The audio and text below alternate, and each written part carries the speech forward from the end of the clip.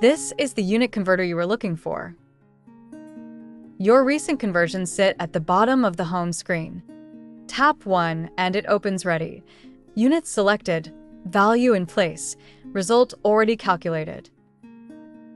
If you need that number somewhere else, don't retype it. Tap the result, it's copied, and you get a confirmation at the bottom. Need it the other way around? Don't change both units one by one. The button in the middle exchanges them, and the result recalculates at the same moment. Here's the most useful thing in the app, and it isn't obvious.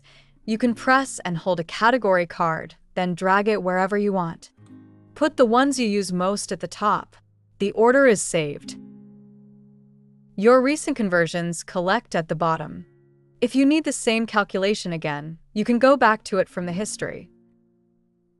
There's also a calculator built in, standard mode for everyday arithmetic, and a scientific mode when you need sine, cosine, or logarithms.